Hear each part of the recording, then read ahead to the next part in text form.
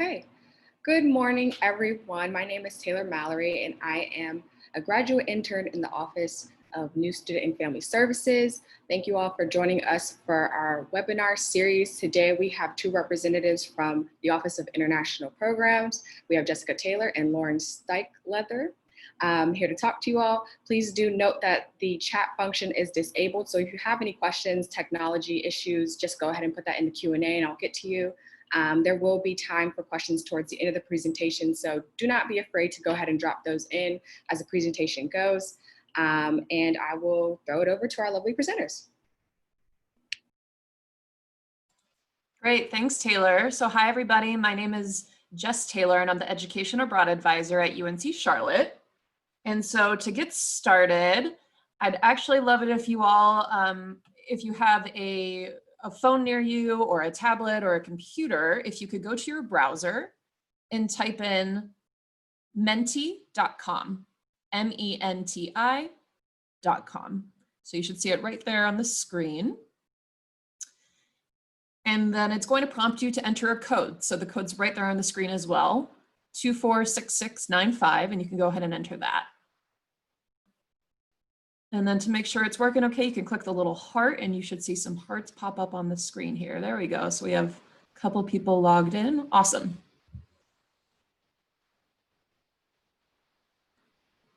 So I'll give everyone just a couple minutes to go ahead and get logged on. But in the meantime, while everyone's setting up, let me introduce myself a little bit further. So again, my name is Jess. I work in the Office of Education Abroad at UNC Charlotte.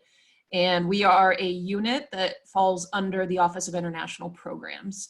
So I used to be a UNC Charlotte student. Well, I should say I did my undergraduate degree at UNCC, and I studied international business and Spanish, and I had the opportunity to study abroad as a 49er. And then upon graduating, I took on the role as the Education Abroad Advisor, and I've been in this role ever since. And I'm also working on my graduate degree at UNCC, so it's safe to say that I absolutely love this campus. I'm really excited for you all to get started. I know this fall looks a little bit different than it might otherwise, but I really think that UNC Charlotte is going to make the most of it and that you're going to have a great 4 years here. Okay, so we have a couple of people logged on. So let's go ahead and get started. So as I mentioned, the Office of Education Abroad, it's a unit under our umbrella department, the Office of International Programs. And there are 5 units under OIP. So OIP is what we call our department for short. So not only is the Office of Education Abroad under there, but so is the International Student and Scholar Office. So they manage all of the incoming international students at UNC Charlotte. We also have the English Language Training Institute, or ELTI. And so they help students learn English and get them ready to then matriculate into UNC Charlotte. We have the Office of Intercultural and Educational Experiences. So they accept international students, but on a short-term basis. So maybe we have a program from Japan and they want to come and study at UNC Charlotte for a short-term program, like 2 weeks or so. And then we also have the Office of Global Engagement, Office of Global Education and Engagement, and they do a lot of the internationalization and programming on campus, which we'll talk about in a second. So we want to talk about some ways that you can get involved at UNC Charlotte with our department, and there's tons of ways that you can do that. So let's say you want to connect with international students. There are a variety of different ways that you can work with different units in our office to be able to do that. So let's do a little bit of trivia. If you are logged on to Menti right now, what you're going to see when I click go is a question with a couple different options. So you're going to go ahead and pick the option that you think is correct. All right, here we go. So take a guess. How many international students do you think attend UNC Charlotte each year? 350, 1,800, or 4,000? You have 5 seconds left to answer. Awesome. Cool. Most of you got it right. Yeah, so we have approximately 1,800 students that attend UNC Charlotte each year. So I have another question for you. How many countries do you think our international students come from? So how many countries are represented? So do you think it's 30, 75, or 90? Actually, it's 90. Yeah.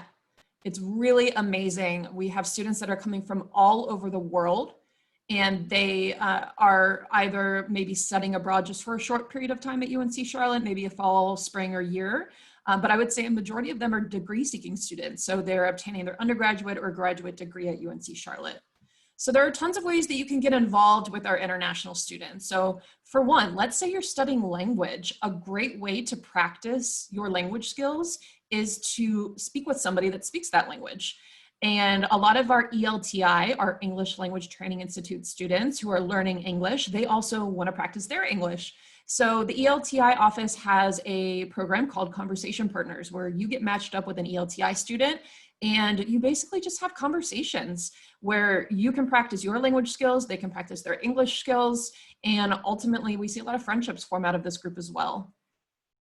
So OIEE, which is the Office of Intercultural and Educational Experiences, they're that office that hosts international students for a short period of time at UNCC. They hire program assistants. So if you're looking for a job, it's a paying job too.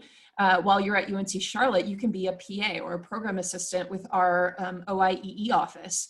And what that really means is you hang out with those international students that are on campus for that short period of time. So of course you're helping a lot with logistics and maybe driving a van to get from A to B, but also you get to do all of the fun excursions that are built into the program for those international students. So if you're a PA, maybe you go to a Knights game, a Panthers game, and ultimately you get to interact with those international students, you get to have fun, and you get paid. So it's a really awesome gig. Our International Student and Scholar Office, and again, they're the ones that manage those incoming international students that are here for longer term. They have something called FACE, Friendship and Culture Exchange Program. So it's kind of like Conversation Partners. These students probably have a higher level of English proficiency, and you get matched up with an incoming international student, and your job is really just to kind of help them better understand American culture, let them know more about resources in Charlotte, get them acclimated to life at UNCC as well. And then this is a really popular program that we have that happens a couple times a month. And this is hosted by, again, our International Student and Scholar Office. It's called International Coffee Hour. So it's basically what it sounds like. Everyone gets together, there's free food, you can play games, you can meet other international students. We have anywhere from 50 to 200 students show up at International Coffee Hour. And it's not just international students, it's also domestic UNCC students that come. So you can not only meet the international students, but other students at UNC Charlotte. And then International Festival is one of my favorite things that we do here at OIP. So the International Festival typically happens every fall semester. Unfortunately, we're not going to be offering the International Festival this fall, just due to the current circumstances. But we typically have 16,000 plus people attend the International Festival, and that's not just UNC Charlotte students, faculty, staff, it's people in the community, and we've been running this for over 40 years. So the International Festival is so much fun.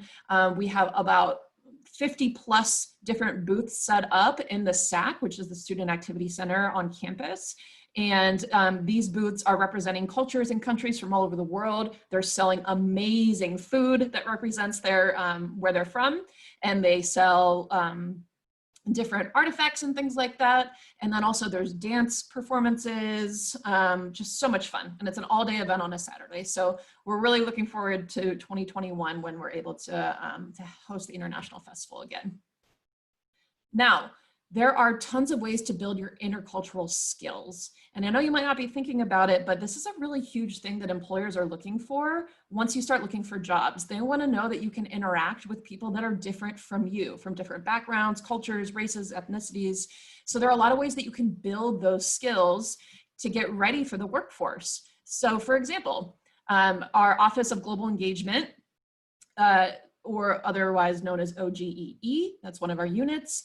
They have something called the GESP program, the Global Engagement Scholars Program. So this is open to any major. You don't have to be studying international business, international studies. You could be engineering, nursing, etc. And ultimately, you are going to be participating in different academic, co-curricular, and international engagement opportunities throughout the year. Typically, you can get this you can complete this program within about a year or two. And it's basically just an add-on. It's something that you can put onto your resume. It gives you access to a lot of different opportunities on campus with an international focus. So for example, maybe you're tasked with attending X amount of different programming opportunities on campus for the year in order to work towards this Global Engagement Scholars Program certificate. So for example, you could study abroad to knock one of those things out. You could attend some of our international speaker series. You could take a freshman seminar course, things like that. So if you, and we'll have some contact information at the end, but if you go onto the website, you can find out more about what you'll actually be doing in order to complete the Global Engagement Scholars Program. And then I'm not going to go into all of these specifically, but there is just there are constantly things going on, different programming that our department is putting on too. So I'll just pick out a couple. Global Gateways is actually a section of a dorm on campus where specifically UNC Charlotte students get matched up with international roommates.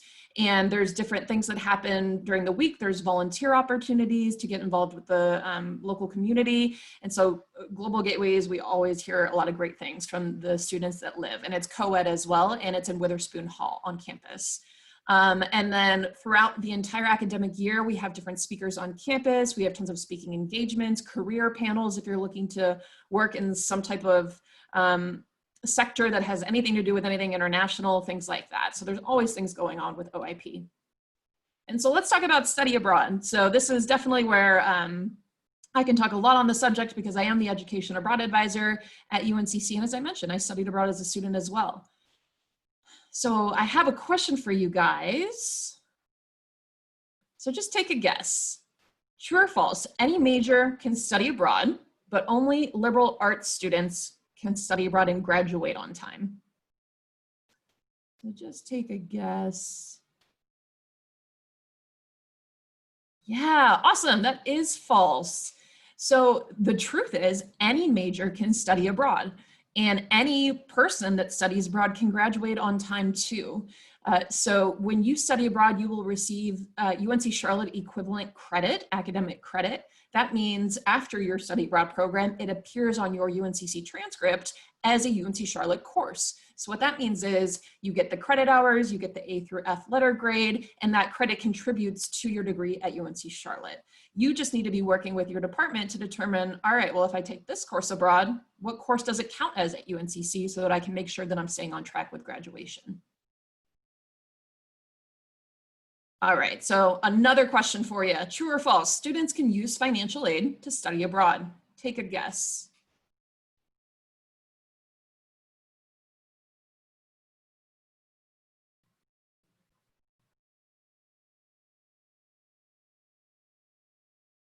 Yeah, absolutely. That is very much true. So you may have already attended another session via the virtual SOAR talking about financial aid. You can learn tons on Niner Central's website, but once you file a FAFSA, and if you are awarded financial aid, any aid you get awarded for that semester can be put towards your study abroad expenses. And then not only can you utilize your financial aid, but there are tons and tons of scholarship opportunities. Not only does our office, the Office of Education Abroad, give out scholarships, other academic departments on campus give out scholarships, and there are organizations outside of UNCC that give money to students to help them study abroad in the form of scholarships as well.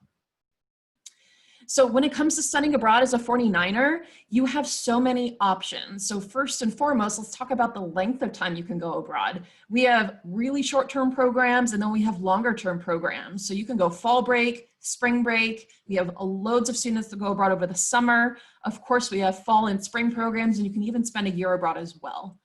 And when we're talking about the programs you have to choose from, we're talking hundreds, literally, in our database of approved programs. So hundreds of programs all over the world in over 50 plus countries. And these programs offer hundreds of courses. So we would be shocked if you wouldn't be able to find a program that works for you academically, financially, and personally in a location that you've always maybe wanted to go. And as I mentioned, you're going to receive UNCC equivalent credit for the courses you take abroad. You'll be working closely with your academic department and our office to square all of that away before you even depart. And then I know I already talked about financial aid and scholarships, but with all of this being said, the key to studying abroad is starting the process early. And what I mean by that is researching, understanding the study abroad process, considering everything that goes into program selection, and then getting ready to apply. And then after you get accepted into the program, preparing for departure. So that's why our office exists, to help you through all of those things and to give you tons of resources to guide you along the way. And so specifically, if you're interested in learning more about studying abroad, the first thing that you'll need to do is complete something called Study Abroad 101. So this is built in Canvas. Some of you might be familiar with Canvas. It's an online course management system, essentially. Now, Study Abroad 101 is not an actual course in terms of being credit bearing. You don't have to pay tuition for it. It's free for you to take, and it's not going to take you too long to complete, maybe a couple of hours. But these are online modules that are going to really teach you about how does studying abroad work really specifically. So I know you probably have loads of questions. Some of them we can answer today, but even beyond that, where can I search for programs? How do I know exactly which programs I have access to? Specifically, how does the credit process work? Specifically, how can I apply my financial aid? So we're going to talk about all of those things in Study Abroad 101. We get really good feedback from our students. They feel really prepared after they complete 101. And after you complete it, you can then schedule an appointment with someone in our office, like myself, and we can talk through more of the specifics with you. So once you've done 101, you research some of your options, you picked out a couple of programs, but you have questions or want our advice on things, that's when you can schedule a one-on-one appointment with us, and we'd be happy to guide you from there.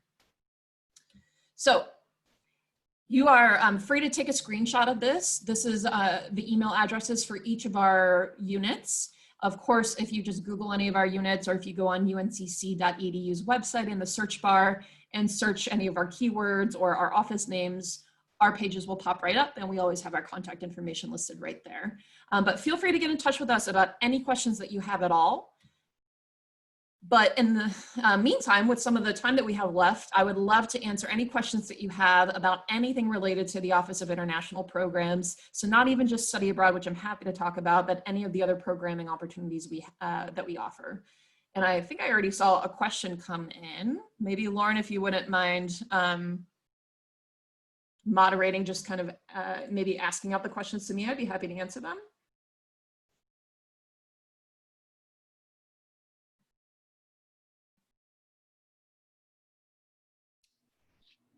So it looks like we have 2 questions thus far.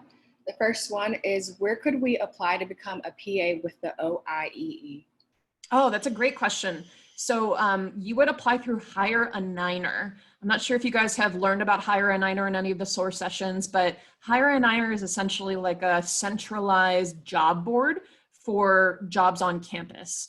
So right now, OIE is not currently hiring for PAs, but they will likely start posting those positions in the fall. So you would look on Hire a Niner. And if you search for, if you just use a keyword international, I'm sure the unit will pop up and the job description will pop up. So Hire a Niner is how you would apply, yeah. So other questions? How can we get Study Abroad 101 on our campus? Great question. So if you go to our website, which I will show you right now. So our website is edabroad.uncc.edu, or again, if you Google Study Abroad UNC Charlotte, that'll come up too. So once here on our homepage, we have a block here that says Study Abroad 101, where we talk a little bit about what it is, but this is the button you're gonna click to create a profile in our system. And then once you create a profile, we give you the link to access the Study Abroad 101 Canvas course. Good question. If using the GI Bill, could I study abroad, and will the GI Bill cover the tuition? Yeah, we've had students that have studied abroad before that received the GI Bill. There are some parameters, or in other words, specific types of programs that you would have to participate in order to utilize your GI Bill funding. So you would be working very closely with the VA office on campus, but yes, it's definitely possible. What is the cost of study abroad? That's a great question. So are we talking a program that's a week long or a program that's 52 weeks long? So we got to think about the length, the location, the cost of living, the currency conversion. Do you need to apply for a passport? What's the cost of the flight? What's included in your program fee? What's not? So there is no answer to what does it cost to study abroad, because we're talking a huge range in terms of low cost programs and high cost programs. But what I can tell you is there are programs that cost very similar to the cost of attending UNCC. So to give you an idea, the cost of attendance at UNC Charlotte for an in-state student for one semester is approximately $11,000 to $12,000. So what's included in that estimate is tuition and fees for an in-state student, parking pass, books and supplies, housing, meals, insurance, all of that combined for just one semester at UNCC, again, is about $11,000 to $12,000. And I know that's not the same for every single student, but that's what the Office of Financial Aid estimates as the cost of attendance. So there are study abroad programs that cost around that amount, maybe plus a plane ticket, programs that cost less than that because the cost of living in that location is so much lower than the cost of living in Charlotte. And then programs that can cost 3 times as much because, again, the currency conversion could be way higher than the US dollar. And the cost of housing in that particular location, like Sydney, Australia, for example, can be really high because the cost of living is really high there. So all of that to say, it takes time to research your options, to really understand your budget, what you can afford, what makes sense for you, and then researching all of the programs that are available to you to find a program that fits within your budget. And we truly believe that study abroad is accessible. It's just a matter of planning, saving, applying for scholarships, knowing your financial resources and things like that. Can you request to be paired with a student who speaks a particular language? Yeah, absolutely. So whether you're doing the conversation partner program through our ELTI, the English Language Training Institute, or the FACE program through the International Student Scholar Office, you can absolutely say, this is the language that I'm learning. Can you connect me with a student that comes from a country where that's the native language? And of course, if they have a student, they'll certainly try to put you in touch with them. Mm-hmm. Can you study abroad in a country that does not teach the language at UNCC, but UNC offers the classes of that language? I don't know, the question wasn't typed very clearly, but it sounds like they're asking if you can study abroad in a country that doesn't teach the language, but the class is offered at UNC Charlotte.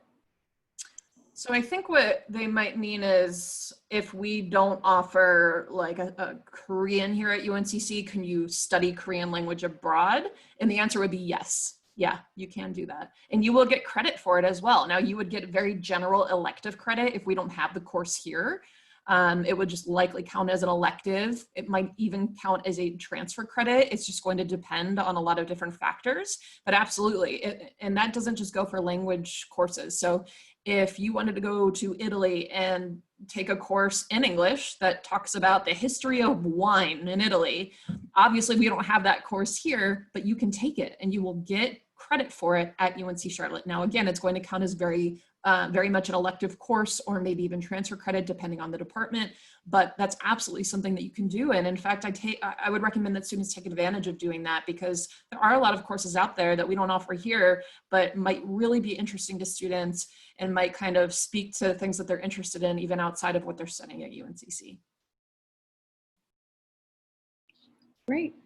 And that looks like those are all the questions that we have thus far. Cool. And if anyone has any other questions, go ahead and drop them in right now. If not, we will close out. Yeah, we can hang for a couple more seconds, see if you guys have any other questions. If you're looking to learn more about study abroad specifically, because I know that's what a lot of our questions are about. Like I said, our website at abroad.uncc.edu, we have a whole student section where we talk more about choosing a program, answering a lot of the questions that you probably have preliminarily right now. But just don't forget that study abroad is going to be Study Abroad 101 is going to be the first thing that you'll need to do to really kickstart the process. Now, by completing Study Abroad 101, that's not a commitment to study abroad. It's, like I said, online modules that are going to teach you more about the process. And if by the end of it, you feel like it's not something that that's for you or that's for you right now, that's perfectly okay. But it's at least going to answer a lot of the questions and help you better understand whether or not it's something that's going to work for you. And hopefully it does. And we think it does.